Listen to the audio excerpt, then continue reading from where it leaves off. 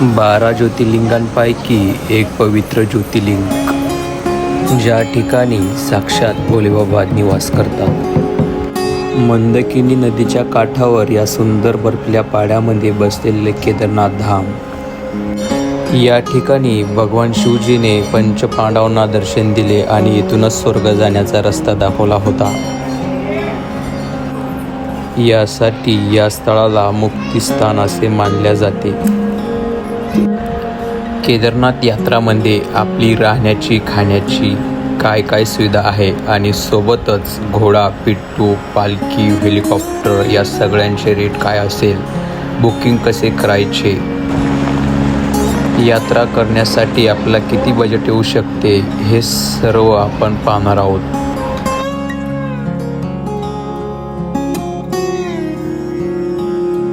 आणि केदारनाथजीच्या दर्शनानंतर कुठे जायचे आहे ते आपण पाहणार आहोत. केदारनाथ बाबा धामचे सुंदर असे दृश्य बघत आपण संपूर्ण माहिती घेणार आहोत आणि सर्वांनी व्हिडिओ लास्टपर्यंत बघावा. केदारनाथजीची यात्रा हरिद्वार येथून सुरू होते. हरिद्वार बस स्टँडवरून आपल्याला खूप साऱ्या बसेस सोनप्रयागसाठी मिळतात.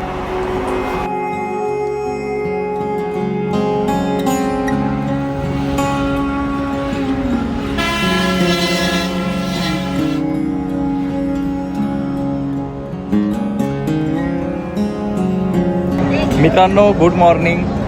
आजची आपली जर्नी असणार आहे उत्तराखंड या ठिकाणी आपण आलेलो आहोत. तर या वर्षीच्या नवीन ब्लॉगमध्ये आपलं स्वागत आहे. आता सध्या मी हरिद्वार या ठिकाणी आहोत आणि या ठिकाणून मला बद्रीनाथ करायचं आहे. तर मित्रांनो, तुम्ही हरिद्वारला येऊन सनी या ठिकाणी जे माझ्या पाठीमागे जे पेंडॉल दिसत आहे त्या ठिकाणी 4 धाम यात्रा ही रजिस्ट्रेशन करावं लागते. आणि सध्या मी सकाळी 7 वाजेला ह्या लाईनमध्ये लागलेलो होतो. जवळपास आता टाईम 10:30 जवळपास झाला मला.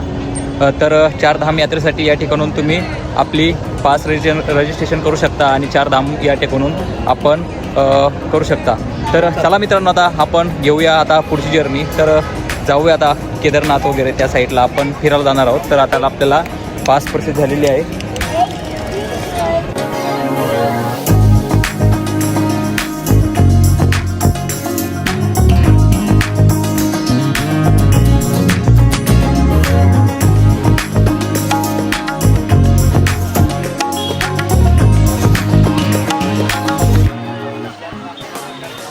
मित्रांनो नमस्कार. आता आपण आलो आहोत केदारनाथच्या रस्त्यावरती. आता आपण या ठिकाणून टॅक्सी लागते गौरीकुंड आणि केदारनाथ जाण्यासाठी. तर चला मित्रांनो, आता पुढची जर्नी आपण स्टार्ट करणार आहोत. तर माझ्या पाठीमागे बघू शकता तुम्ही, या ठिकाणी हा पूल आहे आणि याच ठिकाणून या अशा शेअरिंग गाड्या लागल्या असतात. तर इथून आपण जाऊया समोर गौरीकुंडाकडे. आता आपण जाणार आहोत आणि आता रात्रीचे वाजलेले आहेत 1:15 झाले आहे आणि आपल्या जर्नीला आपण आता स्टार्ट करणार आहोत. तर चला जाऊया मित्रांनो. आता आपण मित्रांनो, आता सध्या आपण गौरीकुंडाजवळ आलेलो आहोत आणि आता आपण गौरीकुंडावरती आंघोळ करणार आहोत. तर तुम्ही बघू शकता अशी ही पायदळ ट्रेक करावा लागतो. तर आता माझ्यासोबत आहेत सुभाष मामा आणि मागून शुभम पण आहेत. अशा टॅक्सी या ठिकाणी येत असतात. या टॅक्सींनीच आपल्याला पर व्यक्तीचा 50 रुपये असं एवढं भाडं आहे. तर आपल्याला त्या गौरीकुंडापर्यंत सोडता आणि गौरीकुंडावरून आपल्याला पायंदळ केदारनाथ बाबाचा ट्रेक करावा लागतो. तर चला मित्रांनो, बघूया आता समोर आपण गौरीकुंड. मित्रांनो नमस्कार. आता आपण आलो आहोत गौरीकुंडावरती आणि तुम्ही बघू शकता ह्या गौरीकुंडाचं किती गरम पाणी तुम्हाला वाफ जरी दिसत असेल. खरोखर ॲक्च्युली हा निसर्गाचा काही चमत्कार असावा असं मला वाटतं. आणि आता रात्रीचे वाजले आहे 2:30 आणि आता मी आंघोळ करतो आहे गौरीकुंडामध्ये. तर तुम्ही बघू शकता निसर्गाचा किती अद्भुत चमत्कार आहे. आणि या ठिकाणी गौरीकुंडावरती मी आता आंघोळ करत आहोत. तर तुम्हाला दिसतच असेल पाण्यामधून कशा वाफा निघत आहे. तर आपल्या घरी पण नसेल इथलं गरम पाणी या ठिकाणी या कुंडातून तयार होत लोक स्नान करत आहेत. तर आपल्याला कसं वाटलं मित्रांनो गौरीकुंड? तर नक्की मला सांगा. तर आता आपण गौरीकुंडावर स्नान करून सनी आता जाणार आहोत केदारनाथ बाबाच्या दर्शनासाठी. तर चला मित्रांनो, असा ह्या प्रकारे गौरीकुंड आहे. मित्रांनो,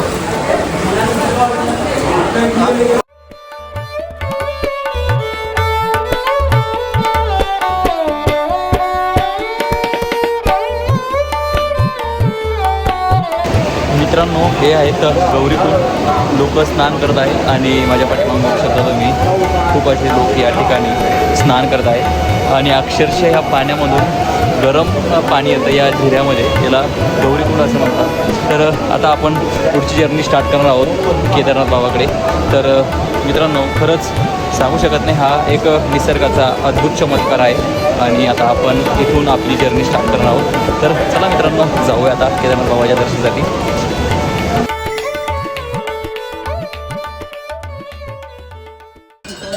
मित्रांनो, आता वाजले आहेत सकाळचे 5 आणि आम्ही रात्रपासून ट्रेक हा स्टार्ट केलेला आहे केदारनाथ बाबाचा. गौरीकुंडमध्ये आंघोळ केल्यावरती आता सध्या आम्ही 15 किलोमीटर बाकी आहे अजून केदारनाथ या ठिकाणून. तर आता तुम्हाला आम्ही खूप असे बर्फाचे ढग दाखवतोय आणि बर्फ कसा पडतोय समोरच तुम्हाला दाखवतोय. तर चला जाऊया आता.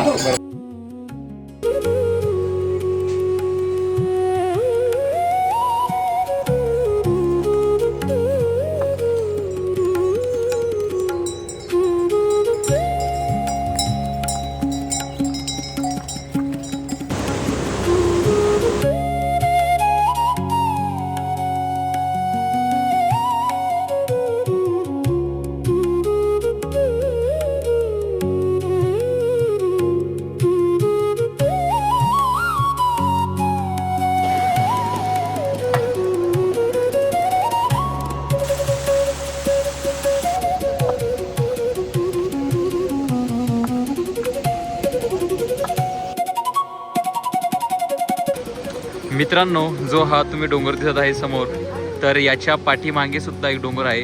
तो सर्व असा तय करून आपण केदारनाथ आता सध्या 8 किलोमीटर बाकी आहे आणि तुम्ही बघू शकता त्याच्या पण पाठीमागे एक डोंगर आहे. त्या डोंगराच्या पाठीमागे गाव आहे आणि त्याच ठिकाणून गौरीकुंडाहून आपण स्टेट या दरीने चालत आलो आहोत. तर तुम्ही बघू शकता दोरी किती लांब आहे आणि अशी सध्या भीड आहे सध्याला.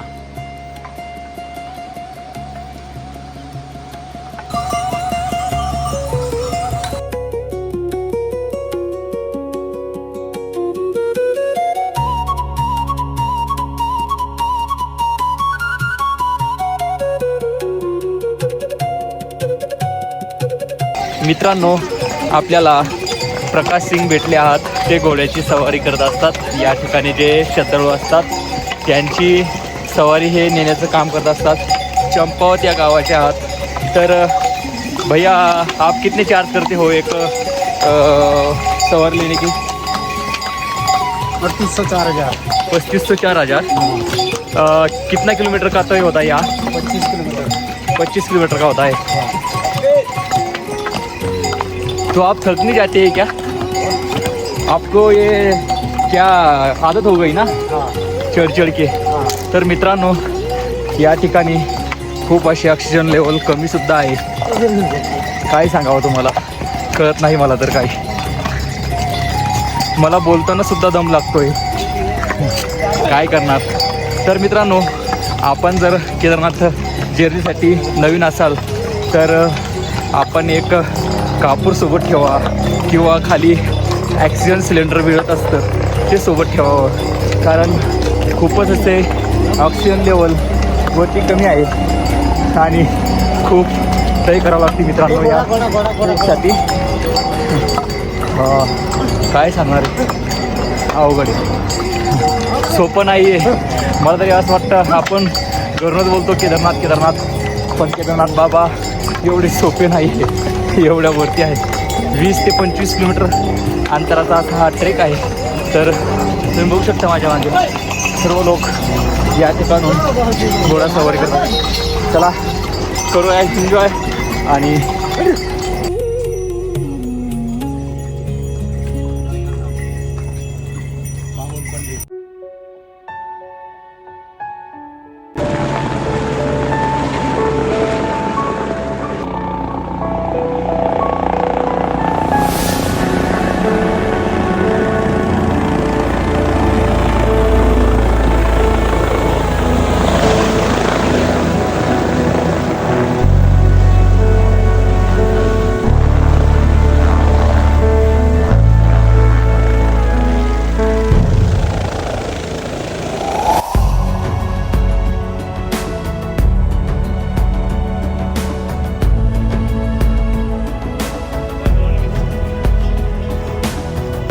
मित्रांनो, तुम्ही बघू शकता आता सध्या आपण केदारनाथ बाबाच्या दरबारी आलो आहोत आणि माझ्या पाठीमागे मागे केदारनाथ बाबाचं मंदिर आहे आणि समोर जे मंदिर दिसत आहे तुम्हाला वरती ते भैरवनाथाचं मंदिर आहे. काय सुंदर वातावरण आहे मित्रांनो इथलं. खरंच खूप सुंदर असं वातावरण आहे केदारनाथचं. अगदी बऱ्याच दिवसाचा संकल्प होता आपण कधी जाणार केदारनाथला, तर फायनली तो आज पूर्ण झाला आहे आणि खरंच व्यक्त करता येत नाही आहे. इथलं सुंदर असं वातावरण आहे खरं केदारनाथचं. तुम्ही व्हिडिओच्या माध्यमातून तरी बघू शकता किती सुंदर असं आहे. मागून असा मोठा पर्वत आहे, त्या मागं तर खूप अशी बर्फाचे डोंगर साचले मागे आणि त्या इथलाच माझ्या हेलिपॅड आहे. आपल्याला जर हेलिपॅडनं येत असेल तर ह्या ठिकाणी हेलिपॅड आहे. आपल्याला 6 महिने अगोदर या ठिकाणची बुकिंग करावं लागते. त्या ठिकाणी आपल्याला हेलिपॅडची हेलिकॉप्टरना लिफ्ट भेटते आणि या ठिकाणी जर तुम्हाला हे करायचं असेल डोलीमध्ये तर हे लोकसुद्धा या ठिकाणी येत असतात. तर बघू शकता अशा प्रकारे या ठिकाणी बाबा केदारनाथसाठी सर्व सुविधा आहेत. तर चला जाऊया आता आपण दर्शनासाठी. आमचा मित्र भेटलेला आहे. आमचा मित्र बरं या जाऊन सरी. माझा मित्राला नांदेडवरून आणि त्याची मला भेट झालेली आहे. येतो त्यांना सोडून ये.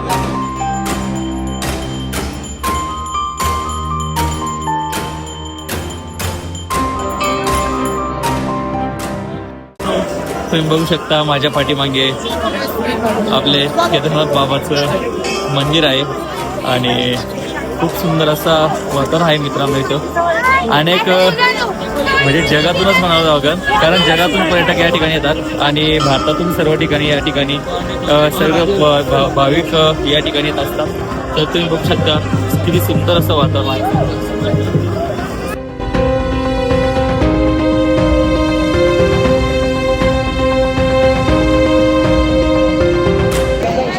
मित्रांनो, आता आपण जाणार आहोत भीमशिला या ठिकाणी. 2013मध्ये जो किस्सा या ठिकाणी घडला होता मित्रांनो, अतिवृष्टी झाल्यामुळे संपूर्ण केदारनाथ या ठिकाणून वाहून गेलं होतं. तर कोणीच नाही या ठिकाणी थांबलं होतं मित्रांनो. फक्त आणि फक्त मंदिर या ठिकाणी राहिलेलं होतं. सर्व पाणी मंदिरात गेलं होतं आणि माझ्या पाठीमागे हा जो दगड आहे, या दगडामुळे हे मंदिर वाचलं गेलं असं म्हणतात. कारण हा पहाडातून मोठा दगड या भीमशिला हा इथे येऊन थांबला आणि दोन्ही क्रॉस पाणी होऊन मंदिराला बचावलं. तर हेच आता आपण बघणार आहोत ते भीमशिला कशी आहेत. तर